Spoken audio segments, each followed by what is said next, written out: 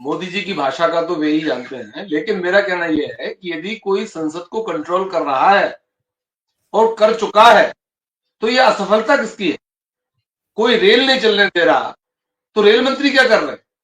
मेरा कहना यह है कि संसद चलाना सरकार की जिम्मेदारी होती है। सरकार एक संसदीय कार्य मंत्री नियुक्त करता है जिसका काम संसद को चलाना है, जैसे सरकार रेल मंत्री नियुक्त करता है जिसको रेल चलाने का उसकी जिम्मेदारी है। सरकार एक सड़क मंत्री बनाता है, सरकार एक फाइनेंस मंत्री बनाती है जिसका काम फाइनेंस है।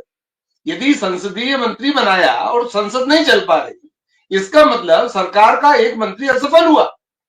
और चूंकि कलेक्टिव रिस्पॉन्सिबिलिटी होती है सरकार की, इसलिए एक मंत्री की असफलता पूरी सरकार की असफलता मानी जाएगी। इसलिए सरकार का या मोदी जी का यह आरोप कि संसद नहीं चल पा रही, संसद का बार बार स्थगित होना, संसद को नहीं चलने दिए जाना, ये सरकार की असफलता है, सरकार के मंत्री की असफलता है, मोदी जी की असफलता।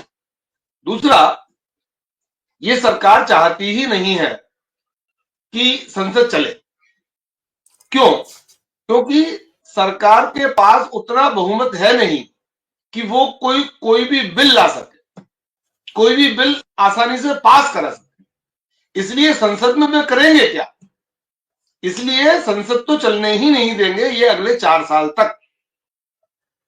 अभी चाहे वो मणिपुर का मामला हो, चाहे अडानी का मामला हो, या कोई भी दूसरे मामले हो, तमाम सारी राज्य सरकारों के चुनावों के दौरान हुई गड़बड़ियों की सवाल हो, ईवीएम के सवाल हो, ढेरों सवाल हो, इन तमाम सारे सवालों के जवाब संसद में देना पड़ेगा। और संसद नहीं चलेगी तो नहीं देना पड़ेगा और ठीकरा फोड़ दो आप विपक्ष पर। बेसिक बात यह है, संसद चलना, संसद को चलाना, संसद को चलाए रखना सरकार की जिम्मेदारी है। ये सरकार चाहती ही नहीं है कि संसद चले, क्योंकि संसद चलेगी तो कोई बिल पर बात होगी, कोई एक्ट पास करने पड़ेंगे, और एक्ट वे प्रस्तावित करने के बाद भी पास कर ही नहीं सकते। अव्वल तो भारतीय जनता पार्टी की सरकार नहीं है, ये एनडीए की सरकार है। एनडीए की सहमति के बाद ही कोई बिल लाना पड़ेगा। संसद के पटल पर रखने के पहले इन्हें अपने एनडीए में सहमति बनानी पड़ेगी।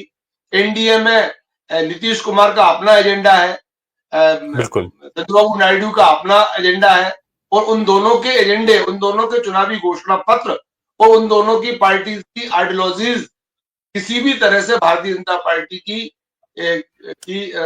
सुर में सुर नहीं मिलाती। इसलिए संसद के पटल पर कोई भी बिल रखना ही मुश्किल है, और वहां पर पास हो जाना और भी मुश्किल, और उसका राज्यसभा में पास करा लेना और भी मुश्किल। इसलिए ये सोची समझी रणनीति है कि संसद को पहले मोदी जी का भाषण कराना कि लोग संसद चलने नहीं देते, मतलब जन्म के पहले ही आप उसके मृत्यु की, उसके बीमार हो जाने की आकांक्षा कर रहे हैं। पहला संबोधन तो संसद में इस तरह का उत्साहवर्धक होना चाहिए, इतना हताशा और निराशा वाला नहीं, ये गाली गलौज वाला नहीं। हमारे यहाँ पर संसदीय परंपरा में सर्वदलीय बैठक संसद के चलने से पहले इसीलिए होती है कि कुछ सहमतियां बन जाए कि भाई संसद को चलाना है, इन विषयों को छुएंगे, नहीं छुएंगे, इन बिलों को लाएंगे, इनको नहीं लाएंगे। लेकिन इसके बावजूद भी इस तरह की स्थितियां बनाना अल्टीमेटली वही स्थिति है कि ये सरकार संसद को चलना ही नहीं देना चाहती, क्योंकि इसके अंतर्द्वंद है। बात कह रहे हैं वो तार्किक बात है, और इस सरकार और भारतीय जनता पार्टी को तार्किकता से कोई संबंध नहीं है उनका।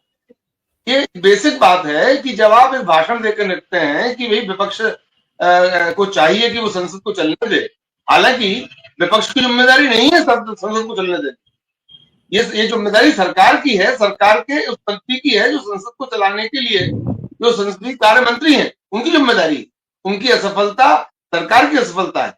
लेकिन इसके बावजूद भी 1 मिनट पहले, 1 घंटे पहले आपने एक भाषण दिया है, और उसी भाषण का वायलेशन आप एक ऐसे एक्ट से एक गतिविधि से करते हैं, ये बहुत दुर्भाग्यपूर्ण है। और ये वे ही लोकसभा स्पीकर हैं जो आज नहीं आए, तो वे ही हैं जिनने कहा था कि मैं चला जाऊंगा, मैं छोड़ जाऊंगा। मतलब संसद के अध्यक्ष, लोकसभा के अध्यक्ष भी वॉकआउट करने की पोजीशन पर थे पिछली लोकसभा में शायद। तो इसलिए विपक्ष के बिना संसद की कल्पना नहीं की जा सकती। और ये जिस तरह की संसद चाहते हैं, जब भी इनको मौका मिला इनने विपक्ष का नेता तक को अपॉइंट नहीं किया जब इनको मौका मिला। अभी तो मजबूरी है, लेकिन एक समय ऐसा भी था जब कांग्रेस के पास या विपक्ष के पास उतनी संख्या नहीं थी कि वो विपक्ष का नेता बन सकता था। ये नियमों को वायलेट करके एक किसी भी व्यक्ति को संसद का विपक्ष का नेता बना सकते थे, और वो उन्होंने नहीं किया। तो यदि लोकतंत्र का सम्मान करना होता तो विपक्ष का नेता जरूरी नहीं था, लेकिन उनने उसको जरूरी नहीं समझा। इनके बिल्ली के हाथ में वो क्या क्या आ गई थी, मतलब इनको तो मौका मिल गया था वो करने का। जब भी इनको मौका मिला राहुल गांधी की सदस्यता ने अरेस्ट कर दी, उनका बंगला छीन लिया। मतलब जितनी भी निकृष्ट से निकृष्ट चीजें ये कर सकते थे वो सब इनने किया है।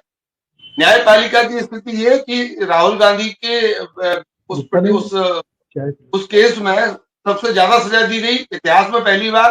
हाई कोर्ट ने उसे दोबारा से कंफर्म कर दिया, सुप्रीम कोर्ट में बड़ी मुश्किल से जाकर उस पर वो हुआ। तो इसलिए जिस तरह से संसदीय सर्वोच्चता को हम चुनौती दे रहे हैं, न्यायिक सर्वोच्चता हम बची नहीं देना चाहते, संसदीय सर्वोच्चता हम बनी नहीं रहने देना चाहते। संसद की जो मान्य परंपरा है विपक्ष की, मजबूत विपक्ष की, आज विपक्ष थोड़ा सा मजबूत हुआ है, तो ये किसी भी तरह से उस मजबूत विपक्ष के वाली संसद को स्थगित करके नहीं चलने देना चाहते। दूसरा, ये वही संसद है जहां पर बीजेपी के कुल 2 सांसद भी हुए हैं। मतलब उनको भी मुट्ठी भर, चुटकी भर सांसद नहीं कहा किसी प्रधानमंत्री।